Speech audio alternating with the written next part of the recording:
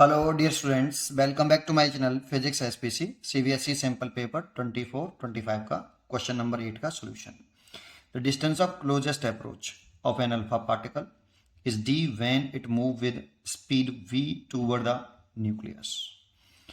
Another alpha particle is projected with higher energy such that the new distance of closest approach is d by 2.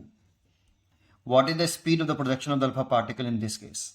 ठीक है, दो case हैं, समझते हैं. Case number 1 कि हमारे पास एक मान लो ये एटम है और इस एटम का ये छोटा सा न्यूक्लियस है. ठीक है, ये न्यूक्लियस है आपका और इस पर चार्ज होता है, हम जानते हैं Ze. ठीक है, और ये एक अल्फा पार्टिकल है और इसको हम स्पीड दे रहे हैं v इनिशियली, और इस पर अल्फा पार्टिकल पे जो चार्ज होता है वो प्लस का 2e होता है.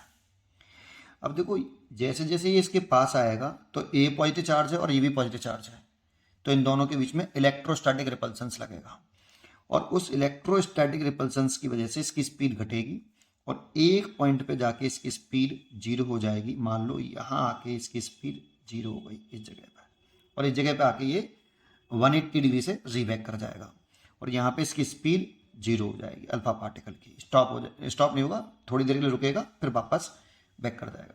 इस डिस्टेंस, इस मिनिमम डिस्टेंस को हम क्लोजेस्ट अप्रोच बोलते हैं, या डी रखा है. अब ये बताओ, यहाँ इलेक्ट्रोस्टैटिक कंजर्वेटिव फोर्स है, इसीलिए इसमें मैकेनिकल एनर्जी कंजर्व रह सकती है. तो मैकेनिकल एनर्जी लिखें, इस वाले पॉइंट और इस वाले पॉइंट के बिटवीन मैकेनिकल एनर्जी कंजर्व रहेगी. तो ये इनिशियल पॉइंट और ये फाइनल पॉइंट. तो kinetic energy initial plus potential energy initial is equal to kinetic energy final plus potential energy final. ये इनिशियल हो गया और ये फाइनल हो गया.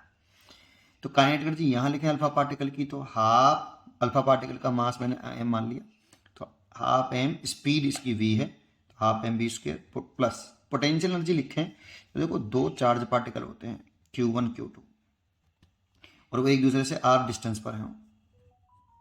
तो जो पोटेंशियल एनर्जी होती है इस पूरे सिस्टम की, U बराबर 1/4πε0 Q1 Q2 ओवर r, और यहाँ Q1 Q2 बिस साइन लिखते हैं.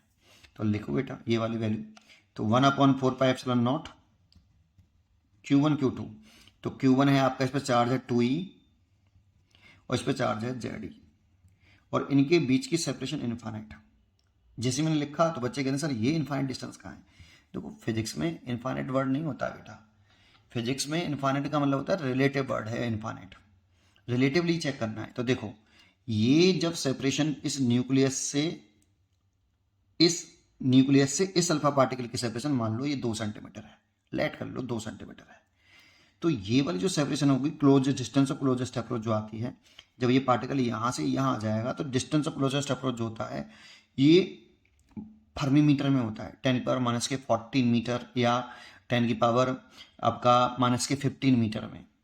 तो सोचो ये सेपरेशन की कंपेयरिंग ये सेपरेशन कैसी है, बहुत बड़ी है भाई. ये सेपरेशन है d जो है वो फर्मी मीटर में 10⁻⁻14 टू 10⁻⁻15, और ये सेंटीमीटर में लिख रहा हूँ, 2 सेंटीमीटर 3 सेंटीमीटर जो भी माननी है आपको, है ना.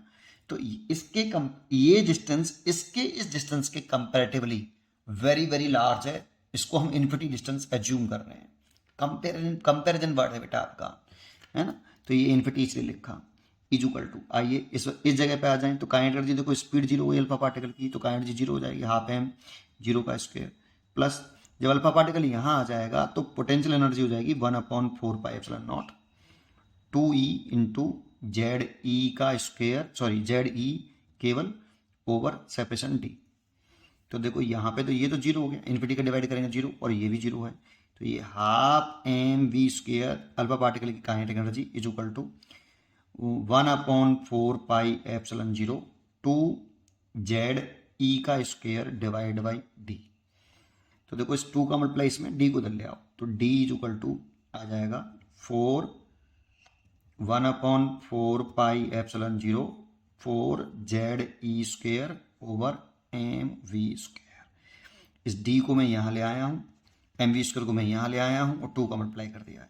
तो ये डिस्टेंस ऑफ क्लोजेस्ट अप्रोच का फॉर्मूला बन गया बेटा आपका. ये फर्स्ट केस हो गया. अब सेकंड केस में क्या कहा कि सेकंड केस में कहा उसने कि अब दोबारा से नहीं करना, इसी में कर देंगे। ये न्यूक्लियस है, इस पे चार्ज प्लस के जेड ही है, और यहाँ से अल्फा पार्टिकल को हायर स्पीड से v1 स्पीड, अब ये v1 v से बड़ी है ऐसा क्वेश्चन में कहा है, ठीक है, थ्रो करें तो ये और पास चला जाएगा बेटा, यहाँ से रीबैक करेगा, तो ये जो डिस्टेंस ऑफ क्लोजेस्ट अप्रोच है वो d/2 हो गया है। तो ये स्पीड कितनी होगी, तो देखो ये हमें गिवन है d/2, सेकेंड केस में d/2। ये तो कॉन्स्टेंट टर्म है 1/4πε0 ऐसे कैसे ही, 4ze², ये भी कांस्टेंट है पूरा का पूरा, अल्फा पार्टिकल का मास भी कांस्टेंट है, स्पीड चेंज कर दी है v1 का स्क्वायर, और हमसे v1 ही पूछ रहा है, तो d की वैल्यू ये वाली पुट कर दो आप यहाँ पे, तो ये 1/2 और d की वैल्यू कितनी 1/4πε0 4ze² बटे mv² is equal to 1/4πε0 4ze² over mv1 का स्क्वायर।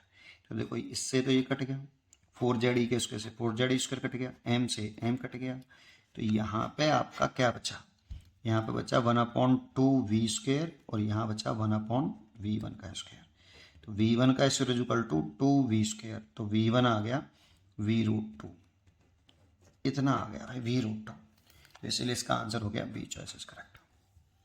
पढ़ते रहिए और खुश रहिए।